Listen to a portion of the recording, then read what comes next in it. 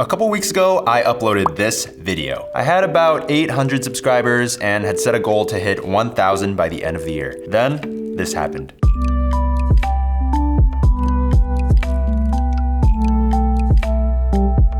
Did I magically get blessed by the algorithm?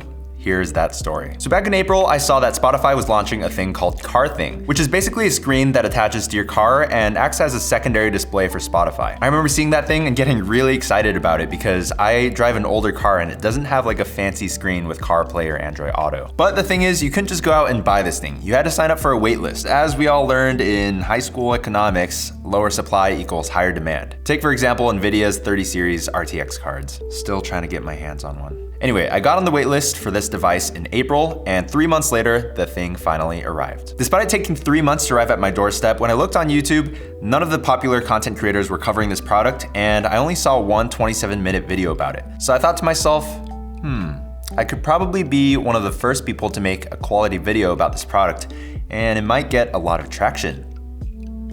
So I got the Car Thing on Tuesday, filmed the video on Saturday, edited all of Saturday, and then scheduled it to go live on Sunday morning. Little did I know what I just made. So Sunday morning comes around, the birds are chirping, and I wake up and see that the video has gone live. I get dressed, go to church, and I'm struggling to stay awake because I was editing all night before. After service, I check my phone, and to my surprise, the video was already at 200 views in just 3 hours. All right, I know what you're thinking, 200 views, like, is that supposed to be impressive or? Well, keep in mind, I only had about 800 subscribers at the time. And in fact, here is a screenshot of the Car Thing video compared to my other videos in the first 12 hours of it being uploaded. As you can see, my typical view count doesn't even get over 100. Then the next few days go by, I'm like constantly refreshing my phone and I see the view count going up pretty steadily. Nothing crazy or anything like that. My subscriber count went from 2 to 3 subscribers a day to now 20 to 30 subscribers a day. Then 10 days after uploading, the video had reached 8,000 views and I'd already reached my goal of 1,000 subscribers, which I had set to reach by the end of the year. And here we are in July. I remember screenshotting it, sending it to all my friends and just like celebrating because 1,000, that's such a big accomplishment for any YouTuber. But you guys know what happens next. The view count literally went whoop. The algorithm came up to me and said, "Hey man, it's your lucky day, enjoy it." Don't know why I made that voice. So after 6 days, the view count went from 8,000 to 500,000 views. 500,000 views. Random people just started messaging me like that I haven't talked to in years, saying that they saw me on their recommended feed. And remember how we hit 1,000 subscribers? We were at about 20,000 now. When all this was happening, I really didn't know how to react. I was just constantly refreshing my phone and seeing that number go up. And I kind of felt like I almost didn't deserve it. Like mentally, I had set a goal to reach 1,000 subscribers by the end of the year. So I was prepared to grind and work really hard to reach that goal. So truly, this growth spurt was a blessing. And I'm so grateful for all of you guys who decided that I was worth subscribing to. And for all of you guys watching now, thank you from the bottom of my heart. So yeah, the video is sitting at about 836,000 views right now, and if you haven't watched it already, I'll make sure to link it down below for you to watch after this video. Now, is this growth normal? Can you do the same thing that I did? Well, I do have a few theories as to why and how it happened. But before I do that, Instagram user @xhelo asks what my goals are after hitting 1,000 subscribers. And I think I'll set my goal to 100,000 subscribers by the end of the year. That's a pretty good goal if you ask me, and I'm not even sure if that's possible, but if you guys are enjoying the content, if you like tech-related videos, please feel free to check out my other content and consider subscribing. All right, back to the video. So why did this video in particular get picked up by the algorithm? A few things that I already touched on was that 1, it didn't really get covered by a lot of the mainstream tech reviewers. 2, it had a waitlist which generated hype. And 3, the product was kind of something that not a lot of people had seen before. So there was a natural response of, what is it and how does it work? So what I learned is to always try to look for those products that nobody else is hovering and hustle to try to get that video up first. Obviously, you gotta test it and research it and do your part to make a quality video. You can't just half-ass it. But the other aspect of it getting picked up by the algorithm is related to click-through rate and retention. Click-through rate really comes down to your title and thumbnail. For this video, I actually changed the background color of the screen to make it pop more and made the photo brighter and more saturated. Then retention really comes down to having a good hook, being entertaining, and just making a really quality video that people would want to stay through the whole thing. I feel like a lot of people have this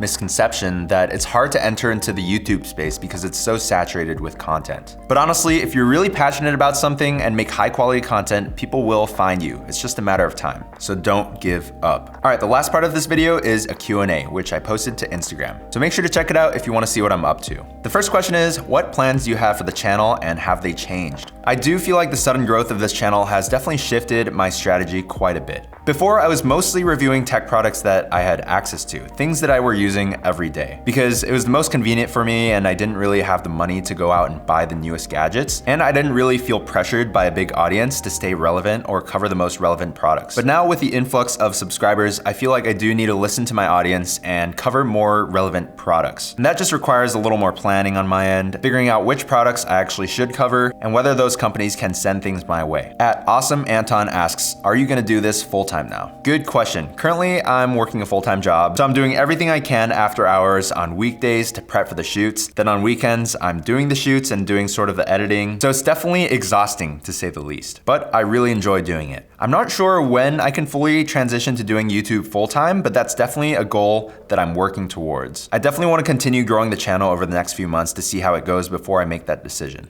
I also got a few questions about how my channel grew so quickly and the things that I'm doing differently. For me, a big priority is presenting information in an organized and easy to understand way. So in the planning phase, I'm always thinking about what sorts of tables or charts I can make, and I find that people are responding well to those graphics. I also don't like to draw my videos out too long. My approach is to keep the videos as short and concise as possible without leaving out critical information. When I write my scripts, I typically look it over probably 20 to 30 times just to proofread it, cut it down, and organize it better. At Lex Barn asks, when's your first brand deal? My channel growth and view count is pretty erratic right now, so it's pretty tricky for me to figure out what my rates should be as well as which companies I should work with. It's all very new to me, so I'm talking to a few companies right now, but everything is kind of up in the air. At FoXJ asks, what do you do in your free time? I feel like I have a lot of random hobbies, but currently I've been playing tennis a lot, going to the gym, riding my road bike, and playing Valorant and Rocket League. I'm also trying to get back into surfing. At Lucas Papa asks, where do you get your sweet hats? It's funny you ask because I recently did a buzz cut and I was just growing out my hair and it just looked really bad. So I'd wear my hat to cover that up, but now I just got a haircut. I'm trying to grow the top out. So yeah, no hat for me today. But usually my hats will have a logo on them with where I got them. I think I have a hat from Parks Project. This one's from Nomad.